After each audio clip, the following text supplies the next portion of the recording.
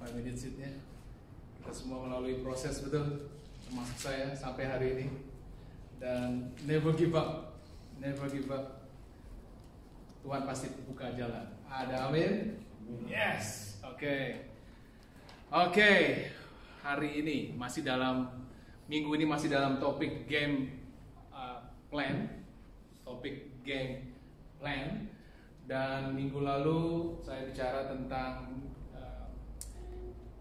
untuk kita doing right, kita harus berpikir right. Betul? Kita sama-sama thinking right, you will do it right. Thinking right, you will do it right. Oke?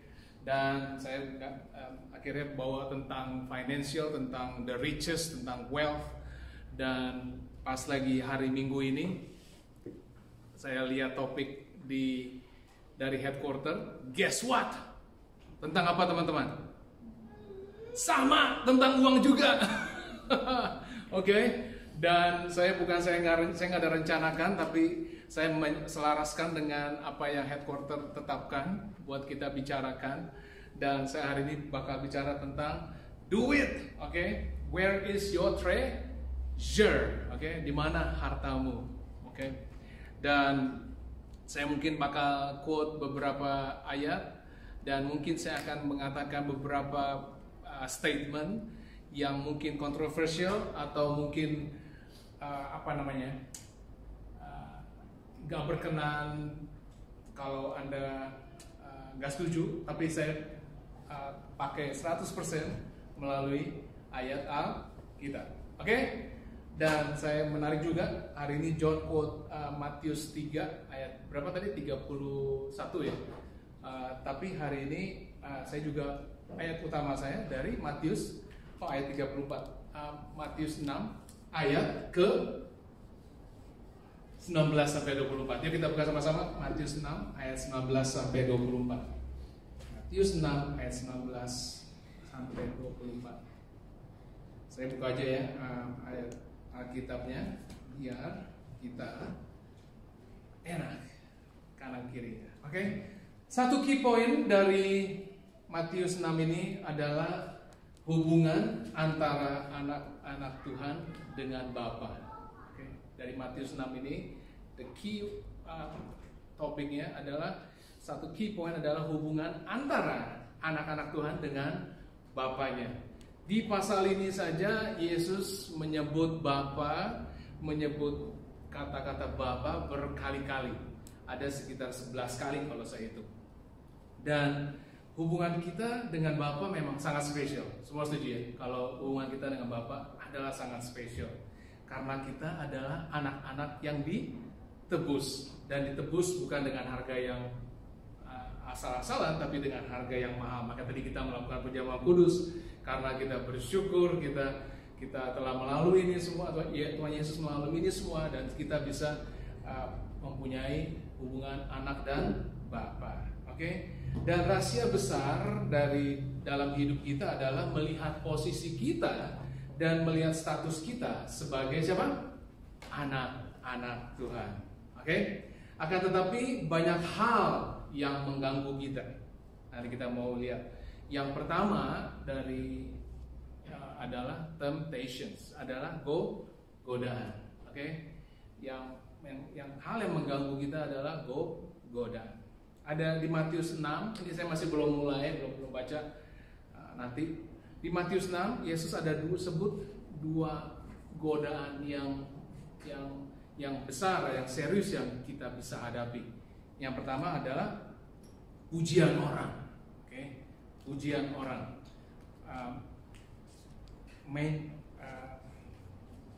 Saya loncat dulu ya. Praises of man. Jadi di ayat yang pertama, di pasal yang ayat 6, ayat yang pertama ada perikop tentang hal memberi sedekah. Oke?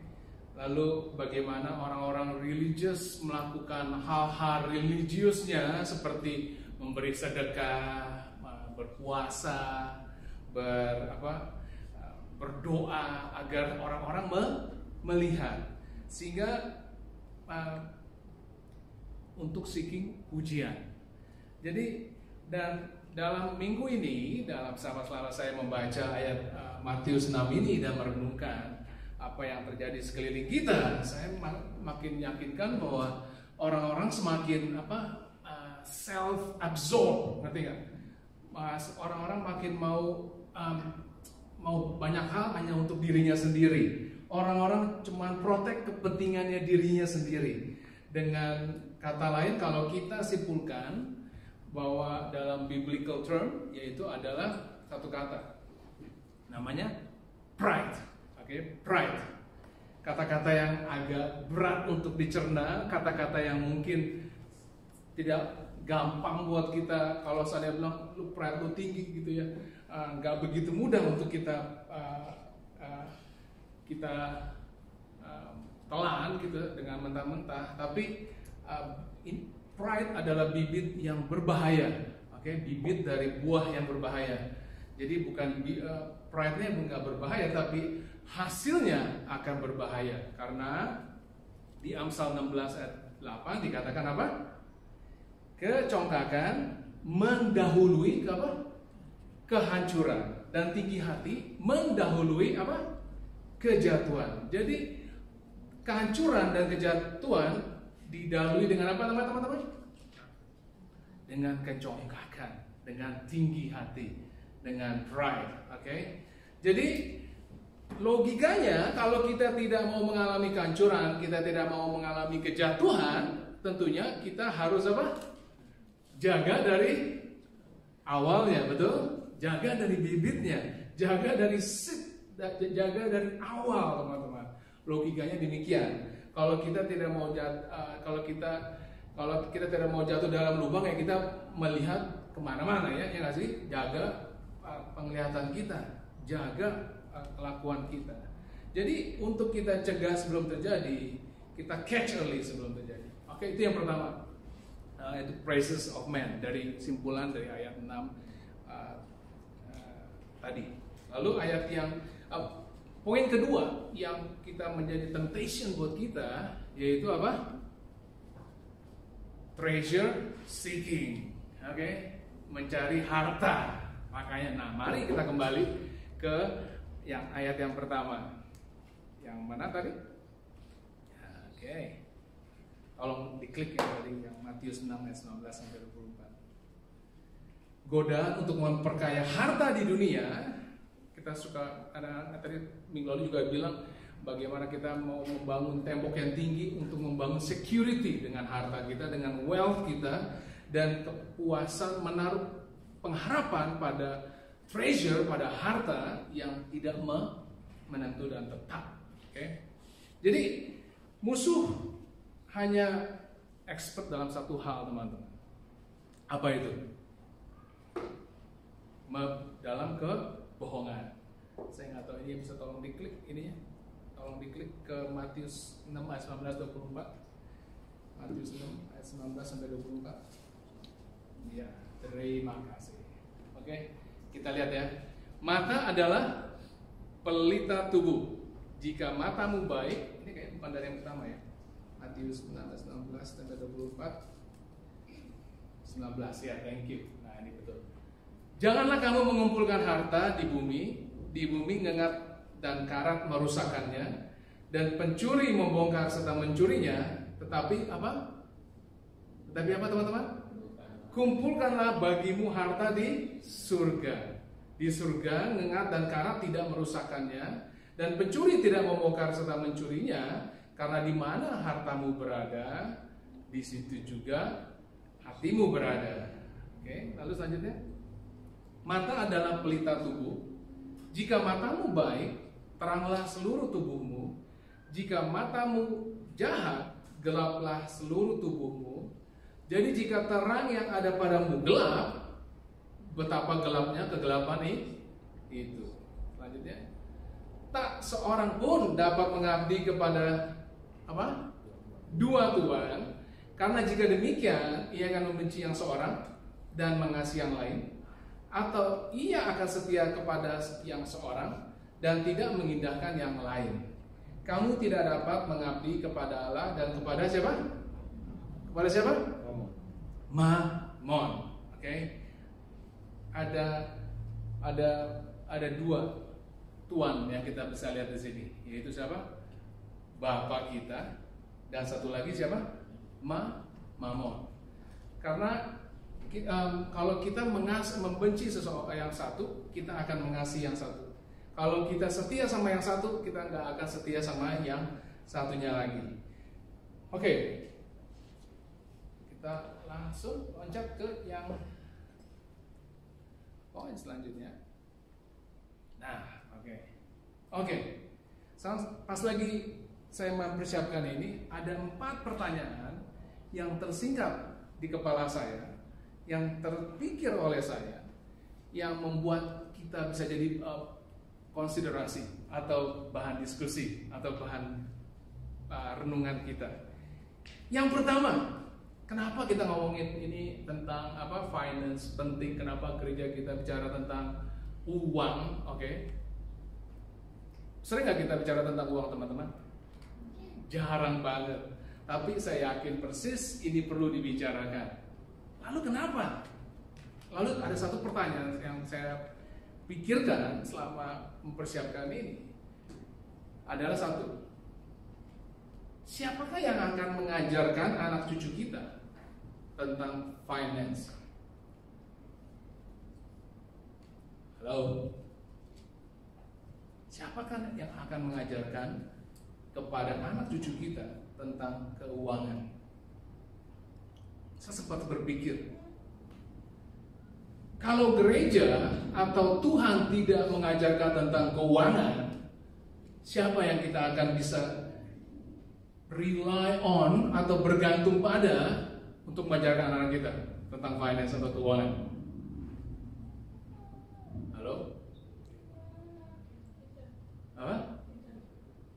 Sama government? Aku rasa nggak juga. Sama media sosial?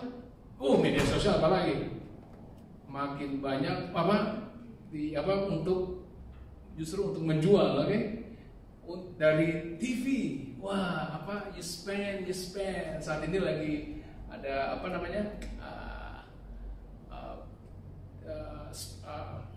ada slogan yang dibilang spend local, spend on local business, ya nggak sih? Jadi spending.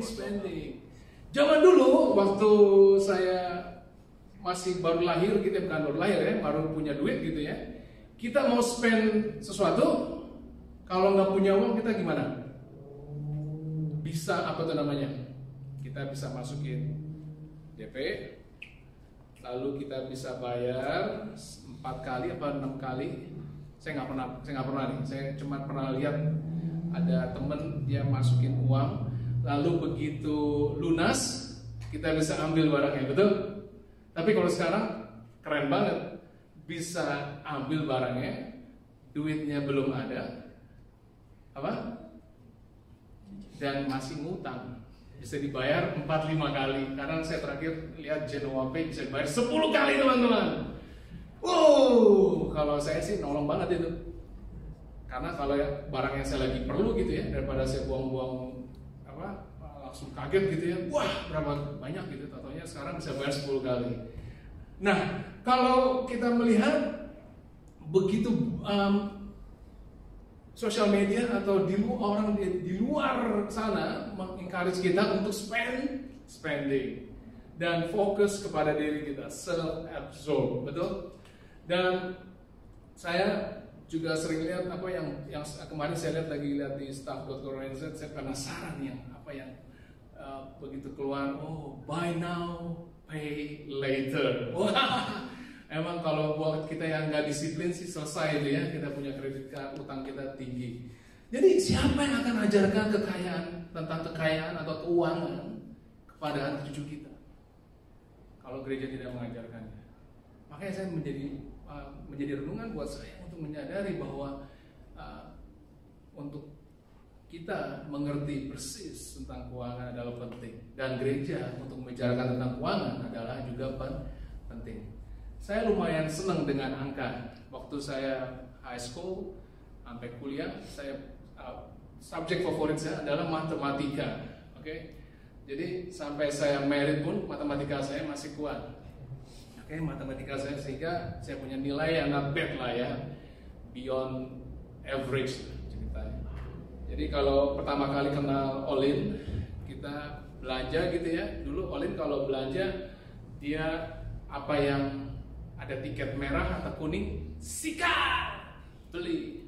Tapi dia nggak sadar sebenarnya, contohnya begini ya, kalau seandainya beli sos 400 ml harga $2.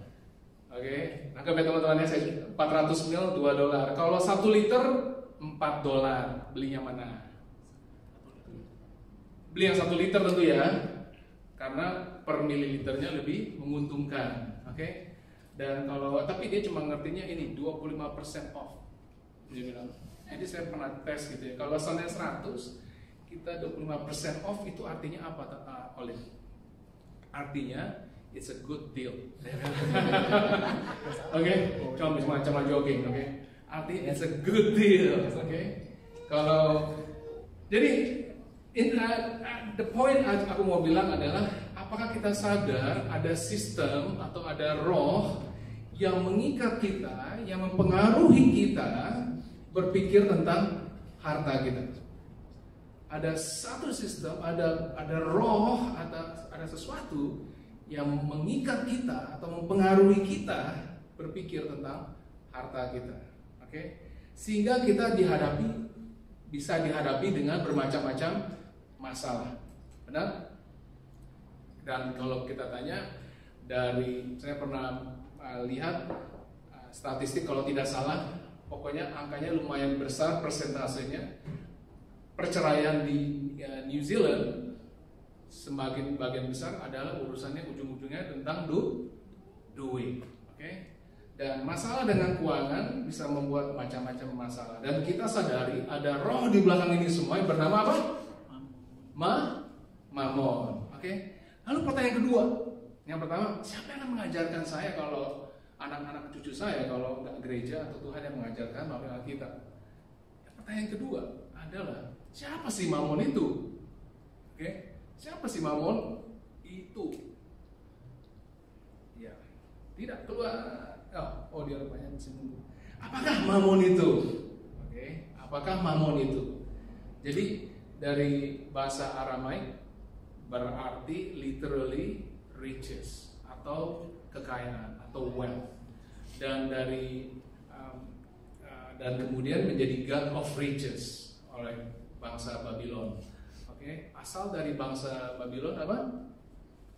Dari dari Babel. Dan arti Babel apa? Confusion. Oke, jadi Babylon adalah negara confusion. Oke, dan satu hal, saya ada sempat baca, ada satu statement dari salah satu hamba Tuhan di Amerika bernama demikian.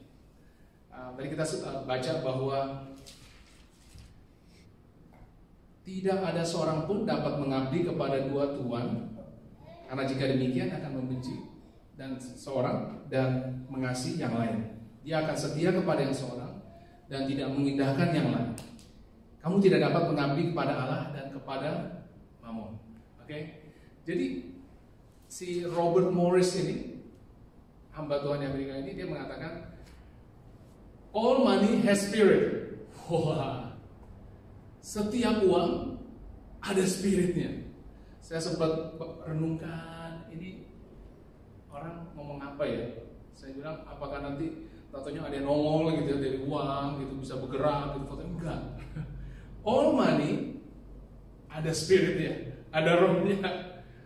Nah, setelah saya baca-baca, dia punya statement, dia bilang, either ada spirit of God atau ada the spirit of siapa? Mammon. Uang yang ada spirit of God adalah uang yang telah diberi kuasa kepada Allah dan digunakan untuk kepentingan the kingdom dan tidak mencoba untuk menggantikan Tuhan. Apa teman-teman? Uang yang ada the spirit of God adalah uang yang mempunyai diberi kuasa oleh Tuhan untuk diolah dan digunakan untuk kepentingan the kingdom dan tidak mencoba untuk menggantikan Tuhan. Dan kita tahu kalau the other way around, kalau ada the spirit of mammon, nanti kita lihat selanjutnya. Jadi pertanyaannya adalah bagaimana kita uang kita, kekayaan kita, ada roh yang namanya the Spirit of God. Dengan apa teman-teman? Hanya dengan satu, membawa the first portion to the storehouse. Betul? Atau kita sering kenal dengan nama kerennya, yaitu apa? Tithing atau first fruit, ke rumah pembendaraan. Dan teman-teman, ini kita ngomong begini bukan cuma asal biar teman-teman ini mempergendut kekayaan gereja gitu ya. By the way, tidak. Karena saya mau katakan bahwa tidak ada di sini kita yang digaji ya, termasuk saya juga di sini semua adalah volunteer. Makanya kalau saya kirim list of volunteers, termasuk nama saya juga di situ, ya nggak? Ada volunteers, tidak ada digaji. Jadi kalau Anda memberi atau tidak masalah buat saya, oke? Yang itu urusan Anda dengan pribadi Anda sendiri, betul? Tapi yang saya mau adalah setiap dari kita di sini lepas yang ada namanya ikatan-ikatan, benar? Kita semua di sini, saya merindu banget buat kita semua di sini yang datang sini reguler, apalagi ada freedom, oke? Katakan sama-sama, freedom, oke? Ada kemerdekaan, oke? Jadi kalau ada yang terlalu ada uang yang terlalu dipegang gitu ya, nggak ada freedom, dan sayang banget teman-teman. Dan nanti kita lihat. Saya percaya personally kalau kita memberi yang namanya perpuluhan, ini akan the rest of the 90% akan diberkati dan dijauhi dari namanya apa? Kutuk. Oke? Dan terus terang asik banget kan memberi yang namanya kita memberi tithing. Orang bilang ini under the law, oke? Soal tithing 10% adalah tentang under the law. Sekarang saya mau nanya sama teman-teman, soal dilarang membunuh itu under the law juga bukan? Halo? Betul.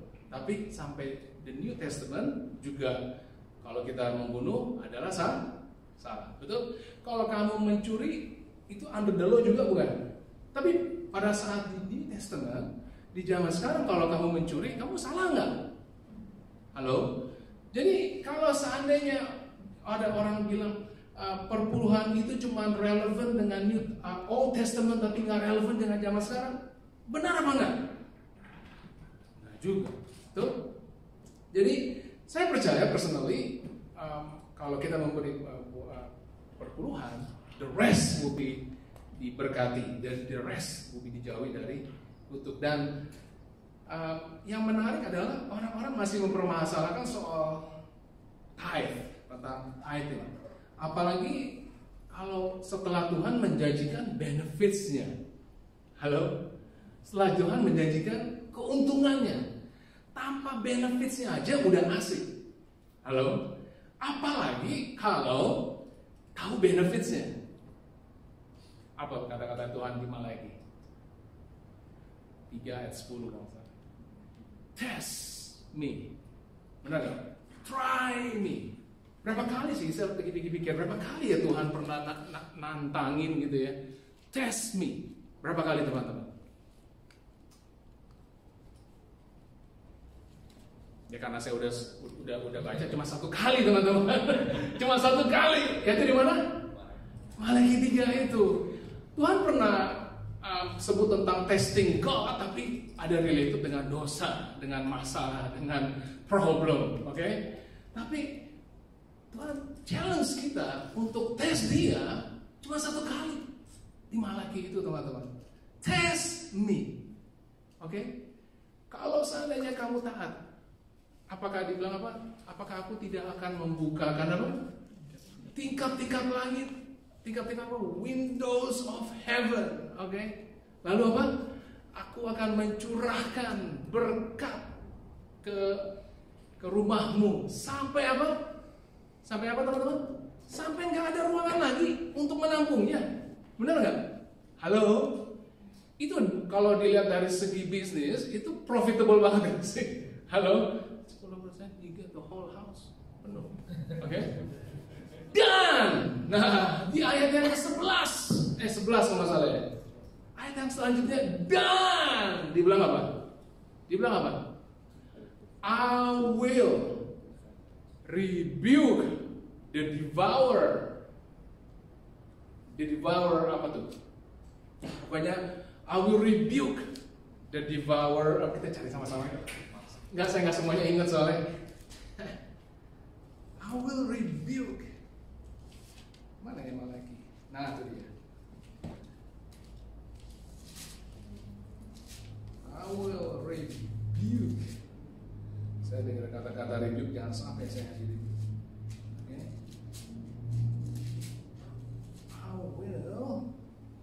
I will rebuke the devourer for siapa?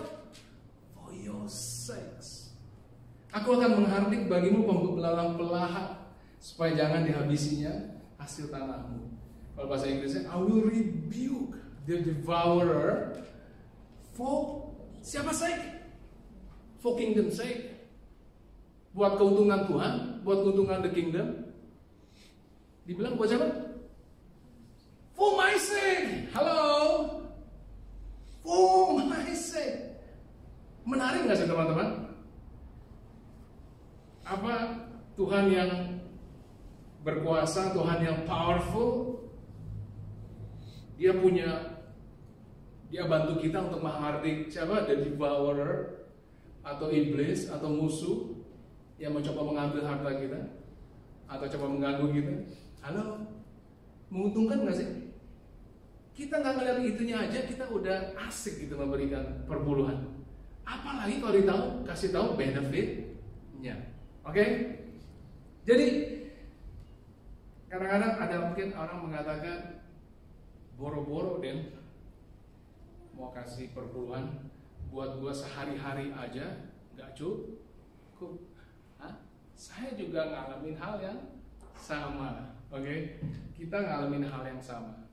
Tapi Alkitab pernah mengatakan kita setia dalam hal-hal yang kecil, maka kamu akan dipercayakan hal-hal yang besar. Betul? Kalau nanti kita bicara nanti. Ada note saya ditulis, you will not be able to tithe until you start tithing. Wow, okay. You will not be able to tithe until you start tithing. Okay? Dan kembali ke pertanyaan pertama, siapa sih Mamon itu? Okay? Mamon itu mencari seorang hamba, okay? Kan dia mau jadi tuan kan? Betul? Dia mau jadi tuan, ya? Tuhan juga mau jadi tuan buat kita. Berarti apa? Mamon mencari orang-orang untuk menjadi siapa? Hambanya. Dan Alkitab tulis, tidak seorang pun dapat mengabdi dua tuan, benar? Dan kamu akan membenci yang seorang dan mengasihi yang lain. Dan saya sempat membaca ada di gereja ada dua kemungkinan Mamon menyamar. Oke? Ada dua ekstrim yang Mamon menyamar. Mungkin teman-teman pernah dengar nih, dengar baik-baik. Pernah dengar nggak ada prosperity gospel? Pernah dengar prosperity gospel? Pokoknya teman-teman semua, lu trust me deh, I guarantee, you memberi sehabis-habisnya. You memberi, benar, pokoknya memberi. I guarantee, no problem sama kita semua. Kamu tidak akan kekurangan. Kalau masalah kamu taken care of. Tuhan kamu mau punya mobil yang bagus, Tuhan mau punya kamu rumah yang bagus, Tuhan mau kamu kaya raya. Satu ekstrim prosperity gospel. Lalu di satu ekstrim lagi yang bernama poverty gospel. Pernah dengar nggak? Pernah dengar nggak? Kalau pokoknya teman-teman ya, kalau saya pernah juga dibilang pendeta lu harusnya nggak boleh kaya. Saya bilang gue juga nggak minta kaya, tapi Alkitab bilang orang yang baik akan meninggalkan warisan kepada anak cucunya, betul? Saya sempat ngobrol kemarin. Lalu di poverty gospel adalah dibilang kamu pokoknya apa yang kamu punya kasih ke gereja. Pokoknya you have to be poor. Kalau kamu kaya berarti kamu tidak tidak spiritual. Pernah dengar? Kalau kamu tidak kaya, kalau kamu kaya, kamu tidak spiritual dan kamu jadi orang yang materialistik. Jadi you must be poor, oke? Tapi yang Tuhan memberikan pada kita yaitu provision gospel, oke? Bukan di dua ekstrim tadi. Provision gospel. You are blessed to bless others. Benar? Tuhan mau memberikan berkat kepada kita karena Dia mengasihi kita sebagai anak-anaknya, dan untuk kamu menjadi berkat. Berkat untuk keluargamu, berkat untuk temanmu, berkat untuk tetanggamu. He provides karena Dia mengasihi kita. Oke? Nah, kenapa saya ngomong prosperity gospel, poverty gospel, lalu provision gospel?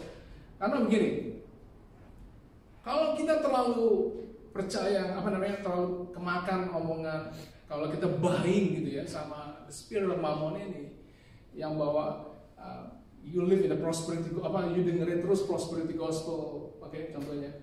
Begitu itu mesin cuci baju kita rusak, siapa yang kita salahin, teman-teman? Halo? Begitu kita kehilangan kerjaan, begitu kita ada financial problem, siapa yang kita salahin? Halo? Kalau kita begitu mau berputar memegang yang namanya prosperity gospel, bukan provision gospel, yang di sana ada siapa? Ya Tuhannya, betul? Nah, kita taunya diajarkan selalu kalau Tuhan nggak akan guarantee kamu nggak akan kurangan dan segala macam. Oke, tidak ada masalah dengan financial. Jadi Mammon adalah roh yang membuat kita berpikir secara duniawi tentang uang.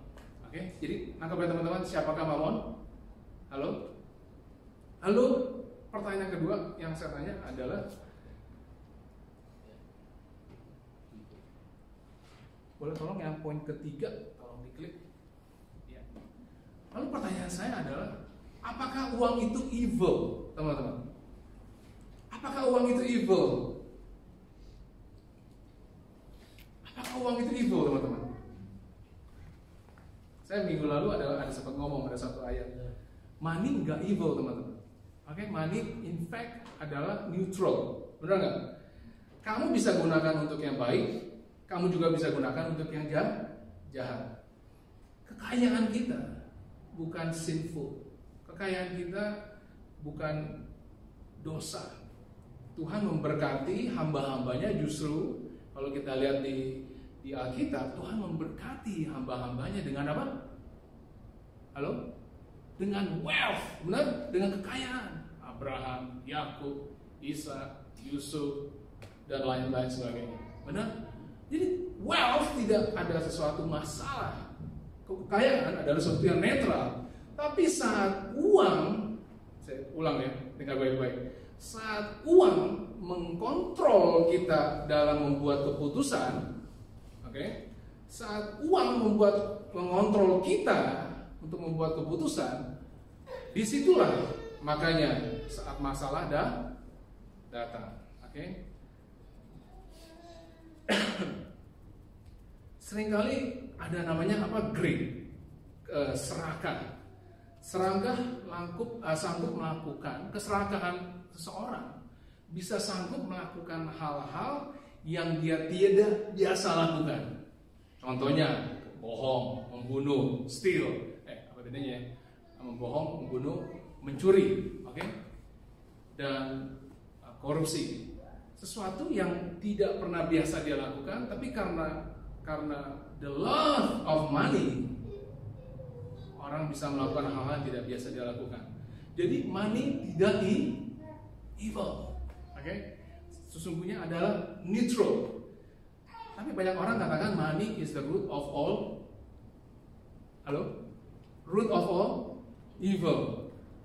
Yang kita baca minggu lalu adalah apa? Love of money is the root of all evil. Di 1 Timotius 6 ayat 10. Oke. Lalu pertanyaan yang terakhir, yang keempat, yang kita mau terakhir. Jadi apa yang harus kulakukan dengan uang? Iya, apa yang harus aku lakukan dengan uang? Oke. Tentunya jawabannya di Alkitab mengatakan apa? You steward, atau mengelola, betul? You steward the money. Lalu tadi saya ada sempat katakan, bagaimana kalau saya cuma punya too little dan tidak mungkin? Dan menurut saya, tadi saya ingat ya, bahwa you start from small. Tuhan akan memberikan kita, percaya kita perkara-perkara yang lebih besar tadi. Dan juga kemungkinan juga kamu mungkin kalau mau mendapatkan lebih, ya you must have to start the tithe. Ngerti nggak? Kalau seandainya mungkin kita tetap mendapatkan lebih saat ini mungkin ya, mungkin besok contohnya dapat promosi atau menang something, kita mendapatkan lebih, mungkin kelihatannya lebih, tapi seperti di Hagai 1 ayat 5 sampai 6 dikatakan apa? Kita bisa lihat Hagai 1, tolong. Dikatakan apa ini ceritanya tentang prioritaskan Tuhan nomor 1. Oke? Pada saat bait Allah, kalau kita baca sebelumnya bahwa bait Allah masih dengan kondisi yang hancur, tapi sedangkan mereka mempunyai rumah-rumah yang baik dan mereka nggak prioritaskan Tuhan. Dikatakan apa? Perhatikanlah keadaanmu. Kamu menabur banyak tapi membawa hasil sedikit. Kamu makan tapi tidak sampai kenyang. Kamu minum tapi nggak sampai puas. Kamu berpakaian tapi badanmu masih sampai panas, nggak sampai panas. Orang yang bekerja untuk upah, dia bekerja untuk upah ditaruh dalam pundi-pundi yang berlubang. Oke? Dan terakhir kata, saya mau katakan apa? Alkitab mengatakan di Malaki, kita buka sama-sama ya. Tadi kita masih bukaan Malaki. Di Malaki dibilang apa? Alkitab katakan apa yang kau harus kulakukan dengan uang. Dikatakan apa? Tadi tes. Lalu bring all tithes offering to the storehouse. Ada kata-kata apa? Bawalah. Halo, aku teman-teman, bawalah. Bukan berilah, tapi apa? Bawalah. Karena kita tidak memberi bagian yang bukan milik kita, betul? Halo. Apakah namanya yang keeping yang bukan menjadi milikmu? Anda jawab sendiri. Apa namanya keeping something yang bukan menjadi milikmu? Oke. Ilustrasi demikian, saya mau tutup terakhir. Oke. Dikatakan bawalah, oke, bukan memberilah. Contohnya sini yang mau pinjam, yang ada mobil siapa? Ya, yang Axel, saya tahu kamu lagi nyari mobil ya. Oke. Lalu ceritanya saya mau ke Wellington, terbang. Saya punya mobil nganggur di garasi. Oke.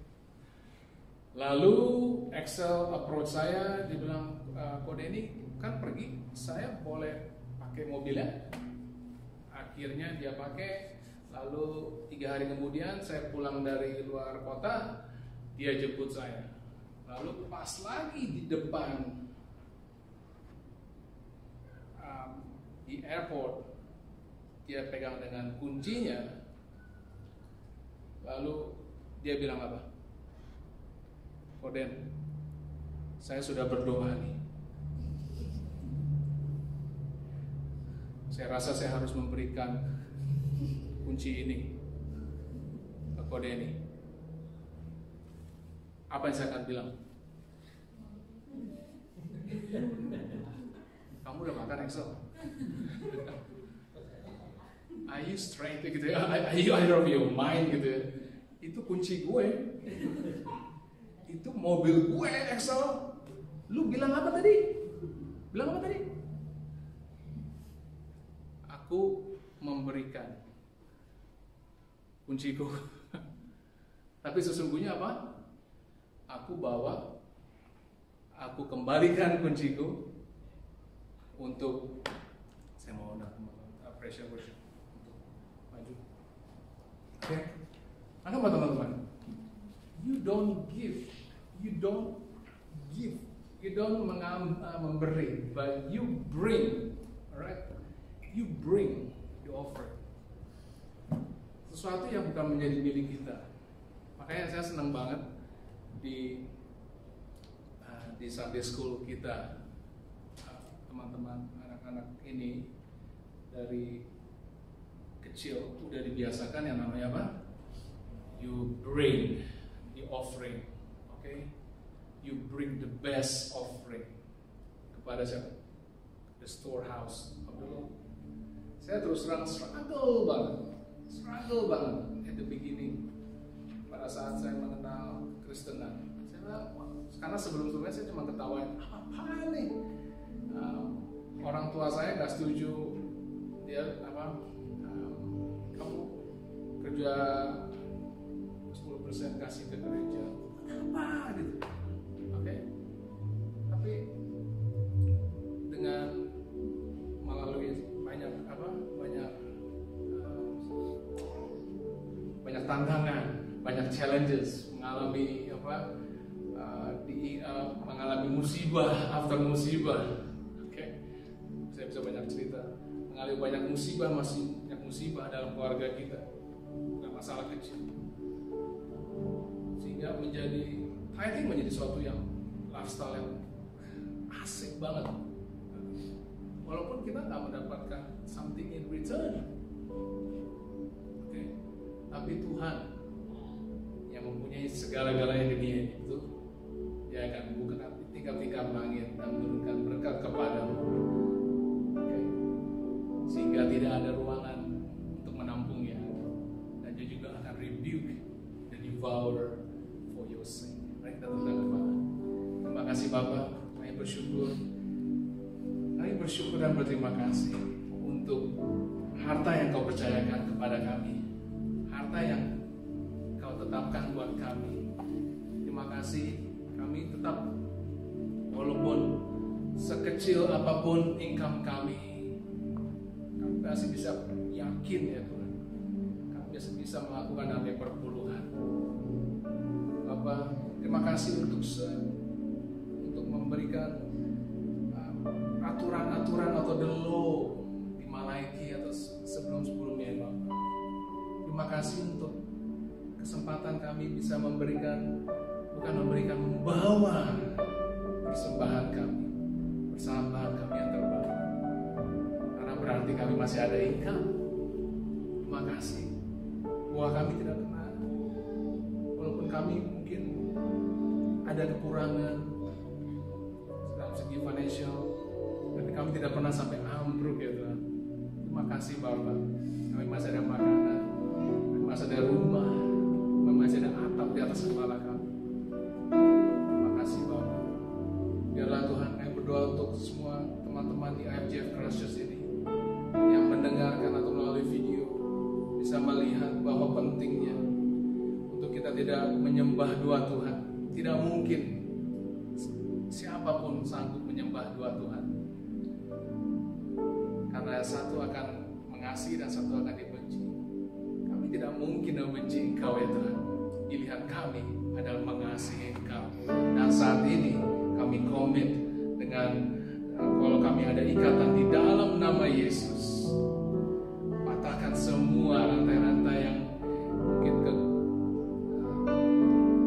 greed atau keserakahan atau yang begitu memegang erat uang yang tidak memuduskan 90%.